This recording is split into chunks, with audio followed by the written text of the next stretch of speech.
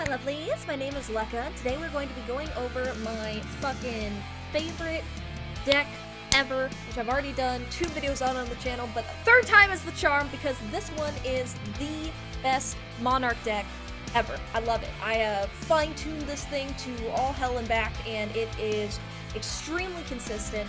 It is super fun to play, and you really only have a 37 card deck because you have 3 upstart goblins in it, and it is fantastic. And I use this deck to get me an 11 win streak going up when platinum was the highest that you could get to, and using it in platinum.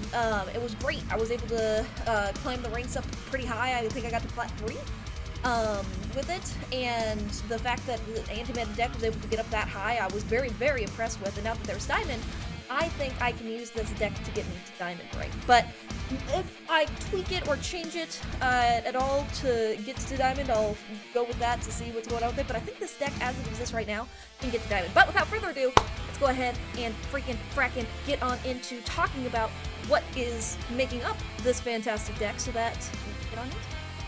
Now, before I start talking about all the things that are in here, I'm going to preface this with I have done 2 other videos on the channel already with my Monarch decks, so this will be a similar iteration to some of those, so if you have not seen those already, make sure to go back and watch it. But this is what I believe is going to be the best for giving you a ton of wins in a row, for you also being able to get an 11 plus win streak, 10 plus win streak, whatever it is I decided to title the video, and being able to go forth and be very successful with it. Now, it's not cheap!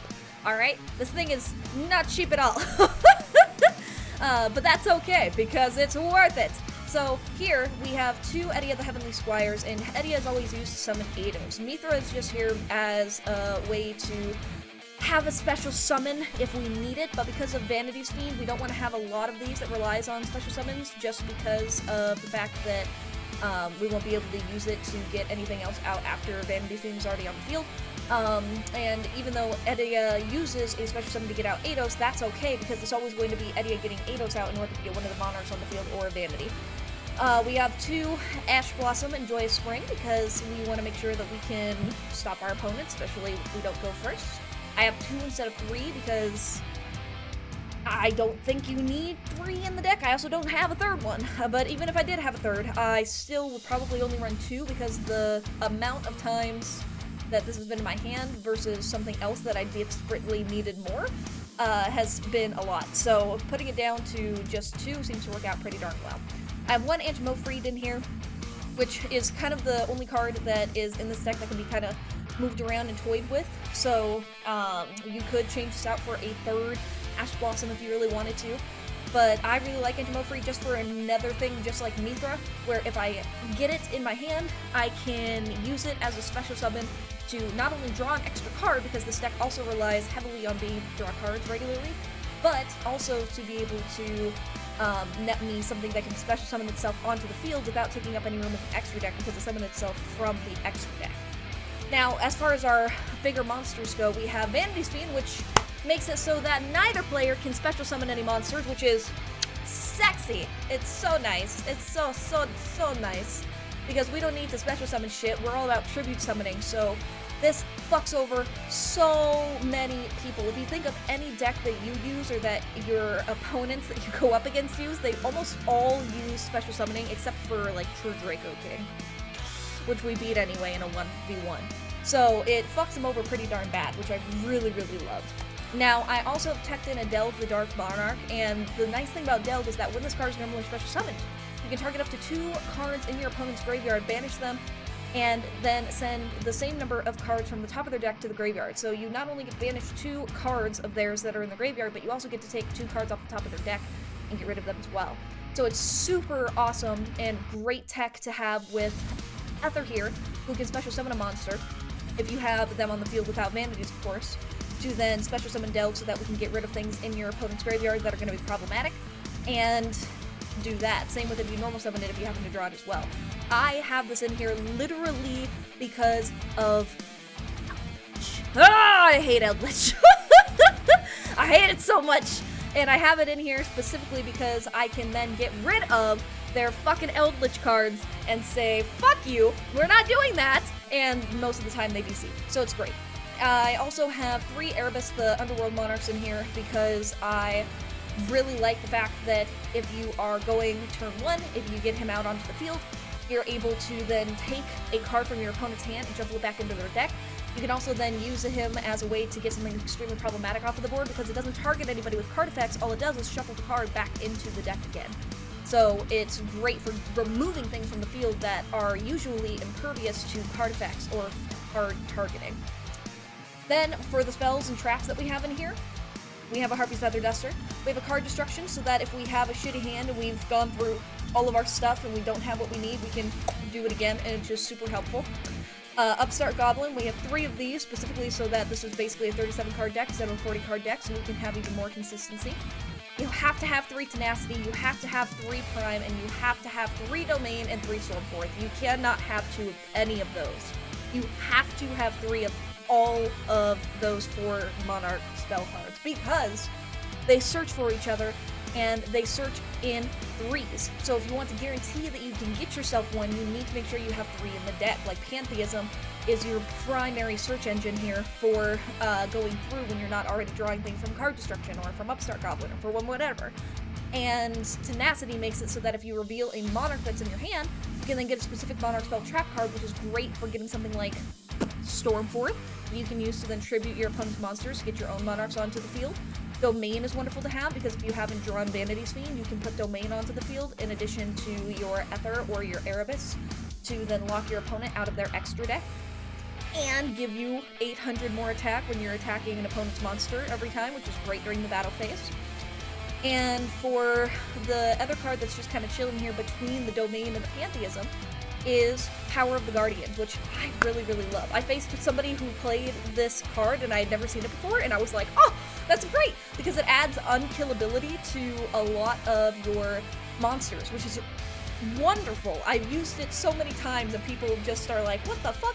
Now, obviously, if they use a Harpy's Feather Duster or use something to destroy it, it gets destroyed, right?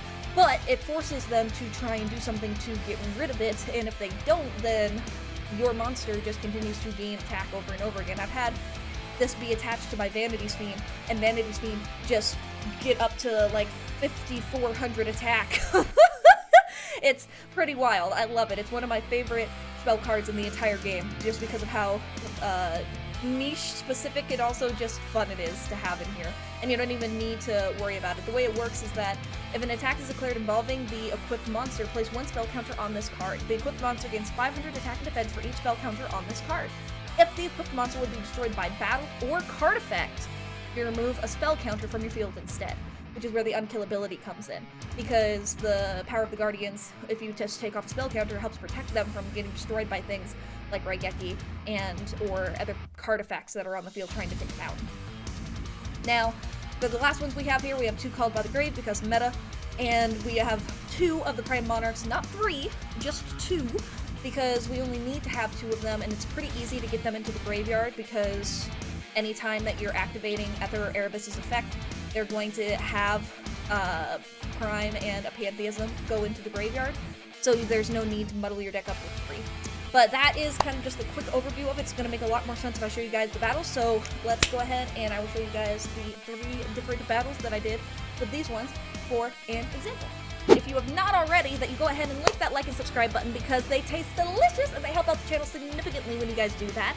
This video in particular with the other 2 Prime Monarch videos, the other 2 Monarch videos, are a very, very popular thing on the channel, so I'm hoping that this one is one that you guys will be enjoying as well. So if you happen to find this and you are enjoying yourself, hit that red subscribe. We're almost to 1,000 subscribers here on YouTube, which is crazy that the channel has grown so much. So if you guys would not mind helping us reach that big milestone so we can then do some kind of super fun thing to celebrate that, I would really, really appreciate it. Now, to start off this duel, we were going up against somebody who was playing the new Despian archetype, and we were going second. And our hand was not very good for going second because we didn't have any hand traps to stop them from doing whatever it is they wanted to do, and they were able to get their Masquerade Dragon out. But we were going to find a way to get rid of that because this does 600 damage to us every time we try and activate anything, and it's disgusting. So we used our Upstart Goblin to draw another card so we could then use Harpy's Feather Duster to get rid of these 2 unknown spell trap cards on their field because I don't want to deal with those while I'm trying to already deal with this annoying dragon. And it turns out it's a Despia Burn deck. because they also have Secret Barrel and Ceasefire. So with that in mind, we just took 1200 damage to the face and another 500, but we got rid of the cards on the field, and instead of them using it at a different time, we forced them to do it now. And there's really not a whole lot I can do other than just set Called by the Grave and Eidos and wait another turn, because I need to make sure that I protect my life points with the only thing that I had. So now we go ahead and we have the turn change, and we are hoping to draw a Pantheism here or a Monarch or something. Now we did end up drawing Erebus, which means we can use Tenacity to show Erebus to our opponent so that I can then draw any card I want from my deck that's a Monarch spell trap card. And I chose Pantheism because I have 2 domains, so I know I can get rid of one of those domains to get a 2 more card draw, which I did. In addition to the 2 card draw, which we then got a Prime Monarch and another Erebus with, I used Pantheism's second ability in the graveyard to banish itself to then let me search for 3 specific cards in my deck to then have my opponent pick one of those 3 to put into my hand. And I was going to pick the 3 Stormforths that were in my deck, which is why we won 3 of all of those 4 specific ones, so that it would force them to give me a Stormforth no matter what, because I had the 3 copies. Now, they tried to stop this with DD Crow, but guess what? Even though we had to take 600, we still used Call by the Grave so that we were able to stop that, because that would have completely ruined us, because Stormforth is the only way for me to get rid of this Masquerade Dragon. Now, the DD Crow is out of the way and no longer a threat whatsoever. I'll go ahead and speed this part up where they give me, oh, guess what, Stormforth. So I put Domain on the field. That was a bit of a misplay. I should have done Stormforth first so that I took 600 less damage to the face, so that I could then get rid of... Oh, actually, no, I didn't. I did that right. Because Masquerade, I had to play Stormforth, and I had to play Domain in order to use Domain's effect to lower the level of Erebus from 8 down to 6, so that it could then only need 1 Tribute Summon, so that I could get rid of their Masquerade Dragon by using it as the tribute for Erebus to be placed onto the field. Unfortunately, they did use a Floodgate Trap Hole to put me over there on the edge, but that did not negate the effect of Erebus, so I was still able to send a Pantheism and a Prime Monarch into the graveyard, and then use Prime Monarch's ability to get it from the graveyard and onto the field as another tribute for our Erebus later. But because they used the Floodgate Trap Hole on me, and now they're stuck with their burn deck here without having anything to do, I really was not finding this card useful whatsoever, so we're going to use it to tribute for our next Erebus after we use Tenacity to get ourselves another Pantheism, because what if Upstart Goblin happens to give us another Monarch card? It didn't. It gave us a Ether instead of a Spell Trap, but that's okay, because we used the other Pantheism that was in our graveyard to let them give us... Do they want to give us a Tenacity? Do they want to give us a Stormforth? They gave us a Tenacity, which we can use our Pantheism on to draw 2 more cards again! And now we have a Vanity's Fiend, which is even better than a Monarch and Domain.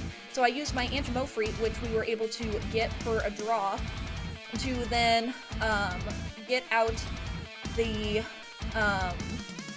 freaking frackin' other monster, but they used their card of a, what was that called? Black Horn of Heaven, so they ended up banishing our Antimofreet, and we were not able to use it because it ended up going into the graveyard. However, because they used that card on my Antimofreet, that means that they didn't use it on any of my other monsters, like it's something that I would special summon with Ether, because she special summons monsters onto the field. So with that in mind, I knew that now they had a completely blank field, and I was completely safe to get rid of the useless Erebus that was forever going to be in face-down defense position, and summon our friend Vanity's Fiend onto the field instead. So now that we have Vanity's Fiend out here onto the field, with only 900 life points to my name... Oh no, did it break? I think it broke. I'm pretty sure it broke. Oh god. Okay, now we're back to basically where we were on the other replay before it borked and died. And I don't remember if I mentioned the difference between the 2 Prime Monarchs here is that this one, when it's in the graveyard, you're able to banish a Monarch spell trap card in order to get it onto the field to be able to be used as a tribute summon for a Monarch card or any other card to be used for a tribute summon, special summons itself. But when you're using it as an actual trap card, it allows you to take 2 Monarch spell trap cards that are in your graveyard, shuffle them back into your deck, and draw a card. So it's really good for giving you more card draw and utility, which is how we drew the Antimofreet to begin with, and which I don't remember if I explained or not, which is why I'm explaining it now. and how we then use Antimofrite's ability to draw yet another card, and then special summon itself onto the field like you guys are going to see now, which then gets destroyed by the other one there. Vandy's Fiend goes out, we go into the battle phase, and it broke again. Great. Okay, well, basically for the rest of the duel, what happens is I attack them directly, so they take 2400 out of this one to the face. They end up summoning another monster that they can't do too much with. I think it was Alibur, the Despian Jester. And because they can't special summon any extra cards or do anything crazy with it, they just summoned it in, I think, set mode for me being able to attack, and then I used Domain to get one of my cards down to probably freaking Erebus, because it makes it so that I can attack them directly onto the field, but then they ended up surrendering because they couldn't do anything, because Vanity's Fiend is a great, sexy, just surrender-worthy card. It's great. It fucks over so many decks.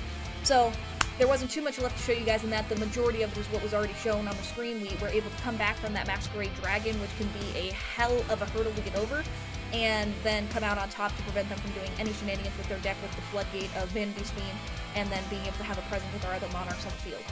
Now, this one only lasted 2 turns because the opponent quickly DC'd against me, but it is just very interesting in how we made everything happen that I wanted to show you guys, because if you look at our hand, it doesn't have anything super great in it, right?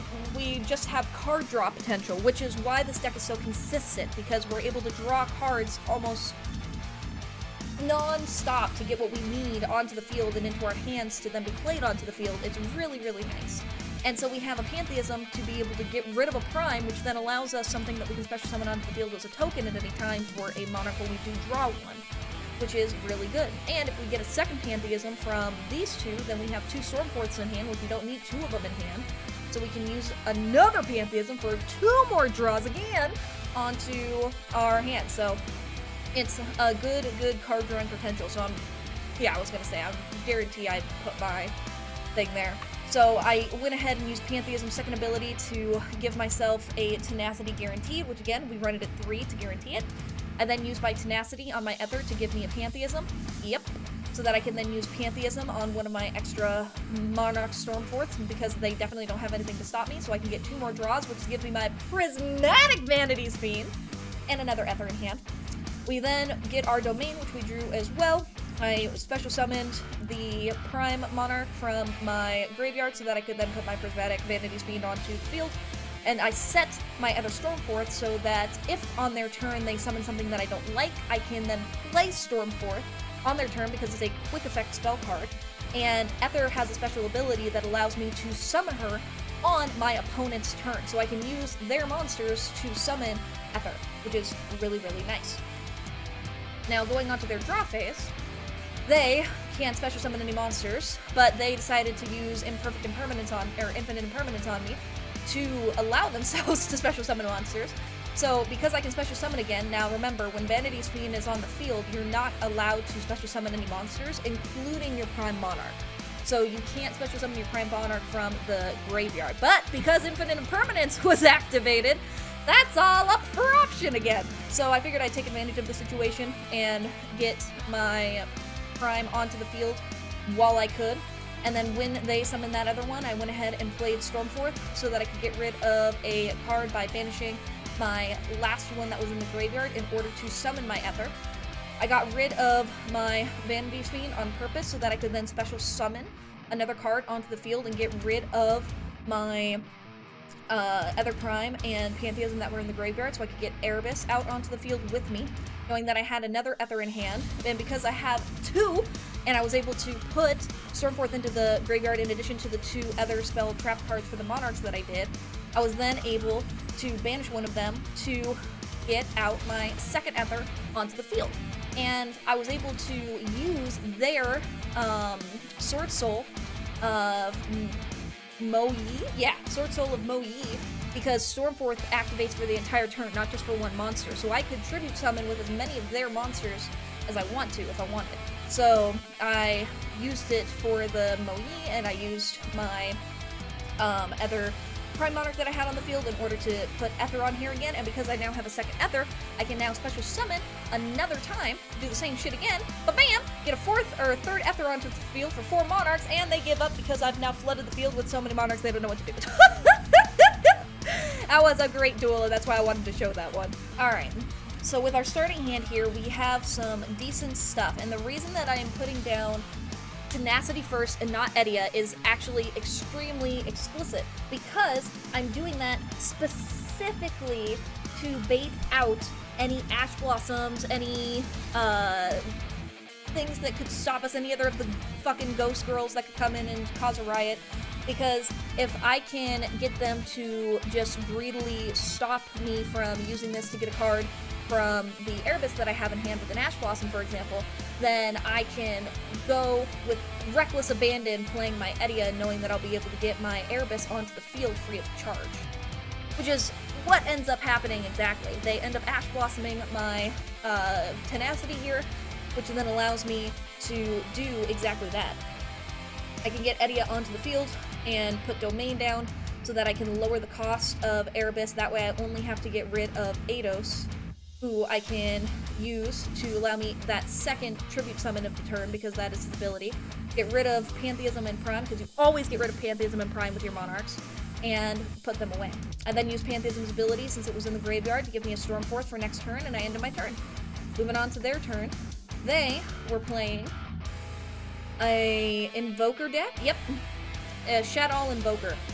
So they were doing a Grass is Greener strategy, and they were able to get Alistair the Invoker onto the field with Invocation, but they're not going to be able to do anything with it because we have an Erebus with a Domain on the field, and they're just going to be going off with all of their different Shadow abilities, getting things to hand, putting things in the field, etc., etc. Now, they were able to use one of their Shadow's ability to destroy my Domain. That way they could play Invocation and play their freaking frackin' invoked Raijin, which sucks because this one makes it so that you can target one face-up monster on the field and change it to face-down defense position. And Erebus only has 1,000 defense, so it did, son. It did.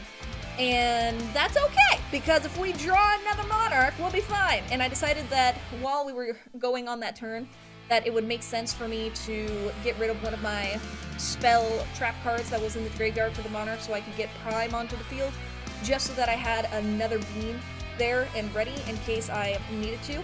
And it was perfect that I drew that Stormforth, because guess what? Erebus has a special ability where if it's in the graveyard, you can get rid of a Monarch spell trap card that you have in your hand and put it back into your hand. So you basically swap the spell trap card in the graveyard for Erebus in your hand, which is great. And that's exactly what I did. I drew that Stormforth, I put Erebus back into my hand, because now we have Power of the Guardian, which is great because I love this card.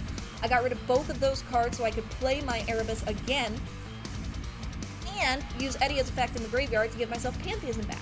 That way, if I get another one, I'll be able to use it. Now, Raijin is trying to do its same shit of flipping my card over, but guess what? It doesn't negate an effect when it puts something into face-down defense position, so I'm still able to do my effect of taking a card on the field and shuffling it back in, which is exactly what happened. So Pantheism goes back into my hand with Edia as the chain resolves. Erebus ends up getting rid of, again, Pantheism and Prime, put Raijin back into their extra deck.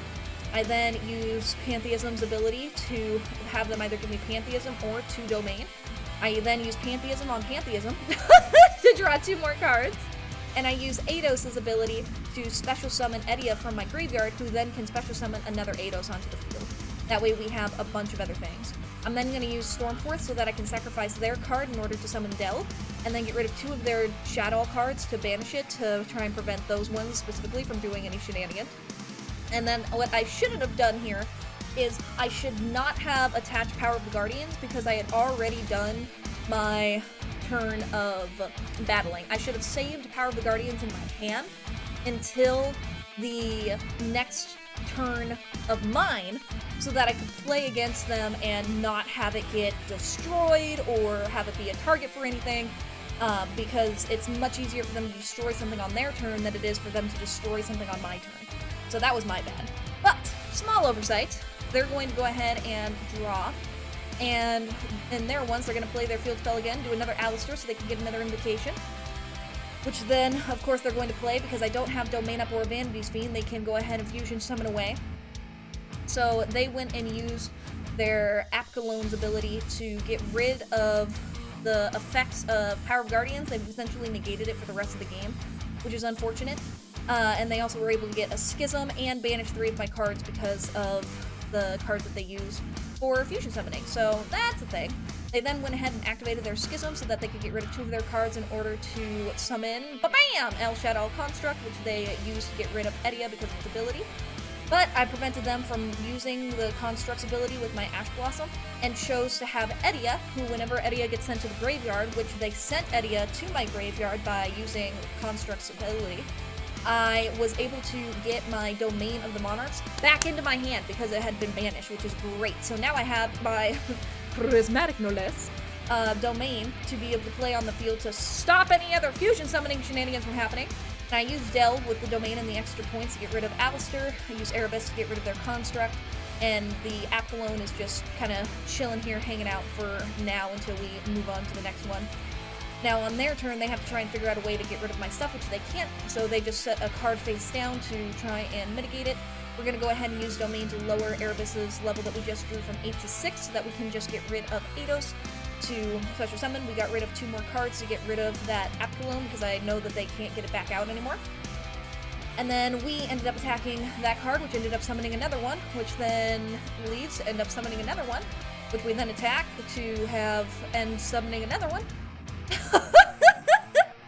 Back onto the field again. So it was a lot of summoning, but that's okay because it used a lot of their resources, and all they can do is smash their Construct into my Erebus, and that's the best that they can do besides give themselves an extra trap card that they then of course set to use against me. And we just drew Vanity's Fiend, so they can't do anything against us. So we're going to use Eidos' effect again. Oh, and they used a Max C to get Edia onto the field, and because they used a Max C and were able to draw a card, I chose not to use her ability to get Mithra onto the field because I knew I didn't need it. So I didn't want to give them any extra draw, so I chose not to use Edia's ability. Otherwise, normally I would special summon the Mithra that I still have in my deck onto my field. I then got rid of the special summon Edia to tribute summon my for Vanity's Fiend, and use that to attack the other one, which got rid of, unfortunately, my Vanity's Fiend I had just put on there, but that's okay, because we were then able to completely get rid of all of the cards that were on their field and attack them directly. It's now turn 10, they draw a card, and they realize they can't do anything, and that the game's over because we have bested them. And that's essentially the breakdown, even with Power of the Guardians being negated. Being able to go and turn and having the opponent surrender. So it works out really, really nicely. I absolutely love this deck to the end of the world and back. It's really easy to understand once you practice with it in solo for a little bit. You can get used to how all of the interactions go, free of any pressure that if you mess up a combination of, like, summoning Ether from your hand with Stormforth on your opponent's turn, that kind of thing. It's nice to be able to have solo mode for that. But that's going to be it for this video. If you guys enjoyed this, please go ahead and make sure, like I said before, that you go ahead and lick that like and subscribe because it helps out the channel immensely, and we are so close to 1,000.